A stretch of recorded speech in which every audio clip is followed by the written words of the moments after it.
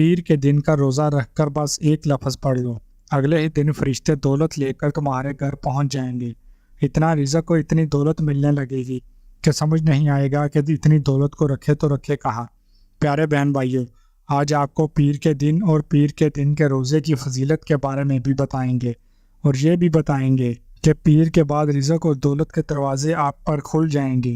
اس لیے ویڈیو کو آخر تک دیکھیے گا تاکہ کوئی بھی ضروری چیز آپ سے مس نہ ہو جائے۔ لیکن ویڈیو میں آگے بڑھیں اس سے پہلے زین العابدین یوٹیوب چینل کو سبسکرائب کر کے گھنٹی کے آئیکن کو دبا دیں اور ویڈیو کو لائک بھی کر دیں۔ پیارے بہن بھائیو، آج کل ہر کوئی دولت اور پیسے کے حوالے سے پریشان نظر آتا ہے، اور اس کی سب سے بڑی وجہ ہے ہماری دین سے دوری، کیونکہ ہم نے رازق کو بلا دیا ہے۔ ہمیں رازق سے مانگنے کا طریقہ ہی نہیں آتا، اور ہم رازق کو چھوڑ کر رزق کے پیچھے بھاگتے رہتے ہیں، اور رزق ہم سے دور بھاگتا ہے اور ہم خالی ہاتھ رہ جاتے ہیں۔ لیکن یقین مانیں، جس دن آپ کو رازق سے مانگنے کا طریقہ اور سلیقہ آ گیا، اس دن رزق اور دولت آپ کے پیچھے پیچھے ہوں گے۔ اللہ تعالیٰ نے جس طرح کچھ مہینوں کو دوسرے مہینوں پر فضیلت دی ہے، اسی طرح کچھ دنوں کو بھی دوسرے دنوں پر فضیلت حاصل ہے، اور ایسا ہی ایک بہت برکت اور فضیلت والا دن ہے پیر کا دن۔ اور پیر کے دن کی یہ فضیلت ہمارے پیارے آقا نبی کریم صلی اللہ علیہ وآلہ وسلم کی وجہ سے ہے۔ آپ صلی اللہ علیہ وآلہ وسلم کو تمام دنوں میں پیر کا دن بہت زیادہ پسند تھا۔ صحیح مسلم کی حدیث ہے، حضرت سیدنا ابو قتادہ رضی اللہ تعالیٰ عنہ فرماتے ہیں کہ ایک بار نبی کریم صلی اللہ علیہ وآلہ وسلم سے دریافت کیا گیا کہ آپ صلی اللہ علیہ وآلہ وسلم کا پیر کا روزہ کیوں رکھتے ہیں، جس کے جواب میں آپ صلی اللہ علیہ وآلہ وسلم نے ارشاد فرمایا کہ میری ولادت بھی پیر والے دن ہوئی، اور مجھ پر پہلی وحی بھی پیر کے دن نازل ہوئی، اس لیے میں پیر کا روزہ رکھتا ہوں۔ پیارے بہن بھائیو، نبی کریم صلی اللہ علیہ وآلہ وسلم پیر کے دن کو پسند فرماتے تھے، اور خاص کر پیر کے دن کا آپ روزہ بھی رکھا کرتے تھے۔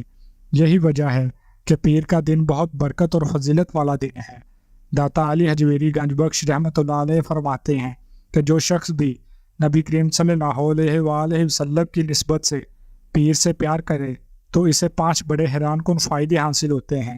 پہلا فائدہ، دعاؤں کی قبولیت۔ جس شخص کی بھی دعائیں قبول نہ ہوتی ہوں تو اس شخص کو چاہیے کہ وہ پیر کے دن کا روزہ رکھے، اور روزہ رکھنے کے بعد دعا کرے۔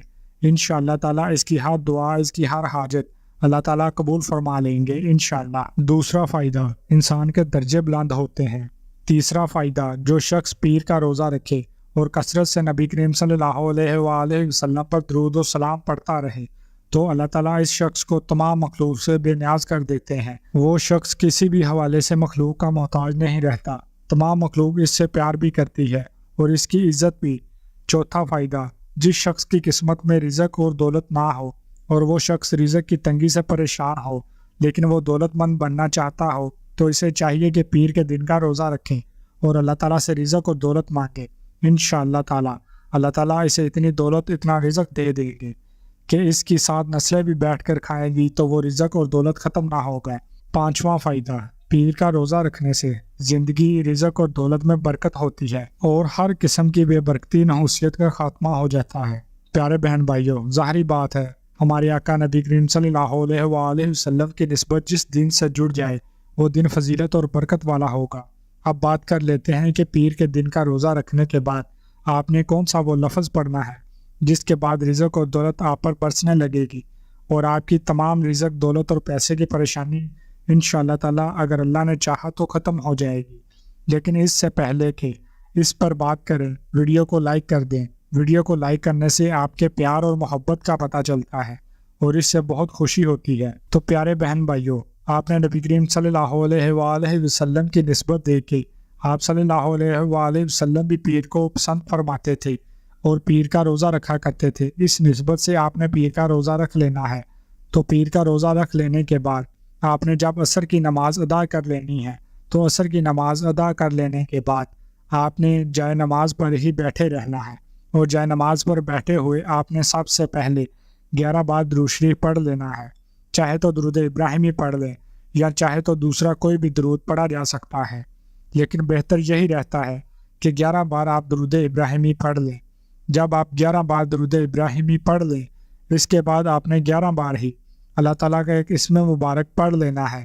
آپ نے پڑھنا ہے یا اللہ یا رزاق، یعنی آپ پڑھیں گے یا اللہ یا رزاق، یہ ایک بار ہو گیا، پھر پڑھیں گے یا اللہ یا رزاق، یہ 2 بار ہو گیا۔ اس طرح کرتے ہوئے آپ نے پورے 11 بار پڑھ لینا ہے یا اللہ یا رزاق۔ اس کے بعد آپ نے اللہ تعالیٰ سے دعا کرنی ہے۔ اپنی دعا میں آپ نے اللہ تعالیٰ سے اس حاجت کا ذکر کرنا ہے جو آپ کے دل میں ہے، جیسے کہ اگر آپ دولت مند بننا چاہتے ہیں تو آپ نے اللہ تعالیٰ سے دولت مانگ لینی ہے، کیونکہ یاد رکھیے گا دینے والی ذات وہی ہے۔ جب آپ دعا کر لیں تو اس کے بعد آخر میں پھر سے آپ نے 11 بار درود شریف پڑھ لینا ہے۔ اسی طرح جب آپ پیر کے روزے کی افطاری کرنے لگے تو روزے کی افطاری کے وقت بھی آپ نے بہت زیادہ دعا کرنی ہے، کیونکہ افطاری کے وقت بھی دعا بھی بہت زیادہ قبول ہوتی ہے۔ پیارے بہن بھائیوں، یہ چھوٹا سا آسان سا عمل ہے، اور اسی طرح پیر کا روزہ رکھنے کے بعد جو دوسری افضل ترین عبادت ہے وہ ہے سورہ کوثر کا پڑھنا۔ پیارے بہن بھائیوں، یقین مانیں اگر آپ نبی کریم صلی اللہ علیہ وآلہ وسلم کی محبت تھی اور اللہ تعالیٰ پر پورا ایمان اور یقین رکھتے ہوئے اللہ تعالیٰ سے دعا مانگتے ہیں تو اللہ تعالیٰ کبھی بھی آپ کی کوئی دعا رد نہیں کرتے، اور آپ کو وہ تمام نعمتیں، آپ کو وہ تمام آسائشیں عطا فرما دیتے ہیں جو آپ نے اللہ تعالیٰ سے مانگی ہوتی ہیں۔ اس لیے اللہ تعالیٰ پر پورے یقین رکھتے ہوئے ایک بار زندگی میں اس عمل کو ضرور کر کے دیکھیے گا۔ انشاءاللہ تعالیٰ اگر میرے اللہ نے چاہا تو آپ کی قسمت و تقدیر بدل جائے گی، اور آپ کی آنے والی 7 نسلیں بیٹھ کر کھائیں گی۔ اگر ویڈیو اچھی لگی تو کمنٹس میں ماشاءاللہ ضرور لکھیے گا، ویڈیو کو لائک بھی کر دیں، اور مزید ویڈیوز کے لیے زین العابدین یوٹیوب چینل کو سبسکرائب بھی کر دیں، اور گھنٹی کے آئیکن کو دبا دیں، اور آل نوٹیفیکیشن کو سلیکٹ کر لیجئے گا۔